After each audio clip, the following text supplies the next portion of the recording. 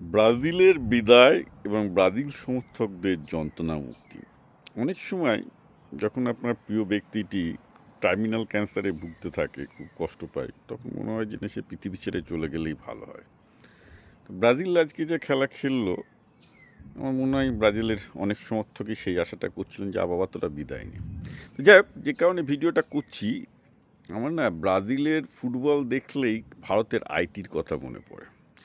আপনি যদি ইউরোপের কোনো শহরে যান, সেখানে যদি একটা ইন্ডিয়ান রেস্টুরেন্ট পাবেন, দেখবেন যে রাত্রিবেলায় সেখানে কতগুলো আইটির লোক এসে গুজগুজ ফুসফুস করছে। আর সেই একই শহরে একটা ব্রাজিলিয়ান রেস্টুরেন্ট থাকলে সেখানে দেখবেন যে সেই সিটিতে, সেই শহরের premier league, first division, second ডিভিশনে প্রচুর প্লেয়ার ব্রাজিল থেকে আসা, তারা সেখানে ফুসফুস করছে। ব্রাজিল বছরে টোটাল বোধহয় অ্যাপ্রক্সিমেটলি 10,000 মতো ব্রাজিলিয়ান ফুটবলার পৃথিবীর বিভিন্ন ক্লাবে খেলে। ভারতেরও প্রচুর ক্লাবে অন্তত কয়েক ডজনের বেশি ব্রাজিলিয়ান ফুটবলার খেলে, রাইট? আপনারা হুসে ব্যায়োটো থেকে অনেকের নামই তো খুব শুনেছেন। অর্থাৎ ব্রাজিল হচ্ছে ফুটবলের এক্সপোর্টার, যেমন ভারত হচ্ছে আইটি ওয়ার্কারদের এক্সপোর্টার। কিন্তু ভারতের আইটি অবস্থা দেখুন।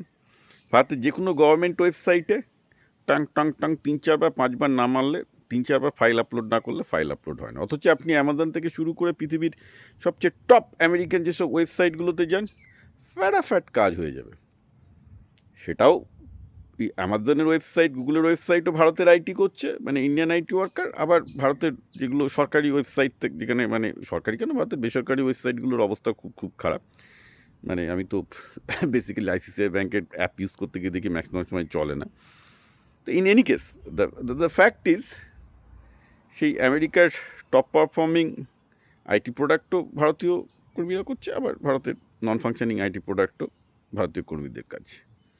তো ব্রাজিলের ফুটবলারটা ওই রকম ব্যাপার আর কি। যখন ক্লাব ফুটবলে দেখবেন, যখন বিভিন্ন দেশে সব স্টার ফুটবলারগুলো হচ্ছে ব্রাজিলের, কিন্তু যেই ব্রাজিল দেশ হিসেবে খেলতে আসছে, অবস্থা খারাপ। এদের অবস্থা সেই সত্যিত্রা একটা সিনেমা করেছিল, মনে আছে? জলসাঘর, ছবি বিশ্বাসের।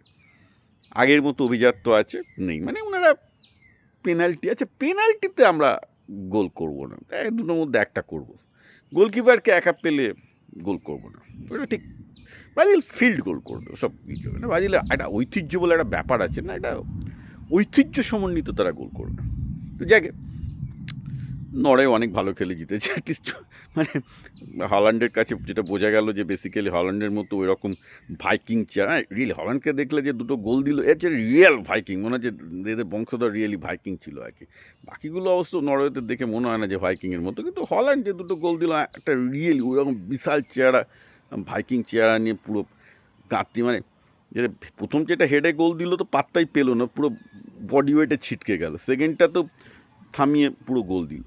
In any case, fact is, ওই ছবি বিশ্বাসের জলসাঘর হচ্ছে এখন ব্রাজিল। আর ব্রাজিল ভারতের আইটি সমর্থকদের কাছ থেকে, আইটি লোকদের কাছ থেকে সান্ত্বনা পেতে পারে যে আমরা এক্সপোর্ট করি কিন্তু বানাই না।